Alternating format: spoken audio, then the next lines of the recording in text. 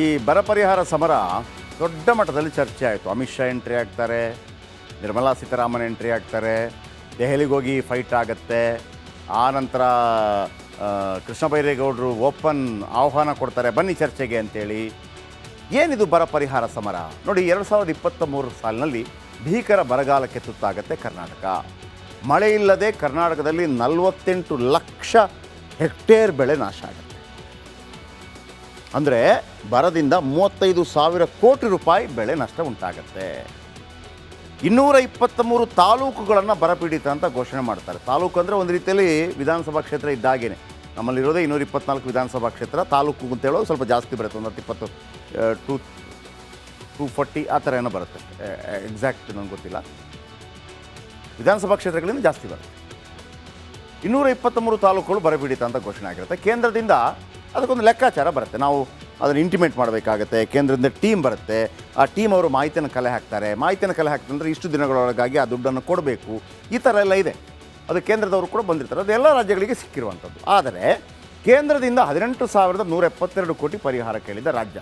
ಒಂದು ಹೇಳ್ತೀನಿ, ರಾಜ್ಯ ಕೇಳ್ತು ಅಂದ ತಕ್ಷಣ ಯಾವ ಕೇಂದ್ರ ಸರ್ಕಾರ ಕೂಡ ತಗೊಳ್ರಪ್ಪ 18,172 ಕೋಟಿಯಿಂದ ಕೊಡಲ್ಲ.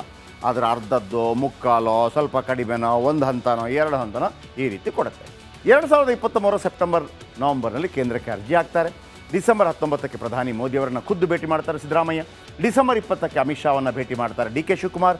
ಫೆಬ್ರವರಿ 7ಕ್ಕೆ ರಾಜ್ಯ ಸರ್ಕಾರ ಜಂತರ್ ಮಂತರ್ನಲ್ಲಿ ಪ್ರೊಟೆಸ್ಟ್ ಮಾಡುತ್ತೆ, ನಮ್ಮ ತೆರಿಗೆ ನಮ್ಮ ಹಕ್ಕು ಅಂತೇಳಿ. ಮಾರ್ಚ್ ನಮ್ಮ ತೆರಿಗೆ ನಮ್ಮ ಹಕ್ಕು ಅದು ಇದಕ್ಕೆ ಸಂಬಂಧಪಟ್ಟದ್ದಲ್ಲ. ಅದು ನಾವು ಕಟ್ಟುವ ತೆರಿಗೆ ದುಡ್ಡಿದೆಯಲ್ಲ, ಅದು ಹಣಕಾಸು ಆಯೋಗದಲ್ಲಿ ಆದಂಥ ಬದಲಾವಣೆ. ನಡಿ ಈಗ ಶುರು ಮಾಡೋಣ.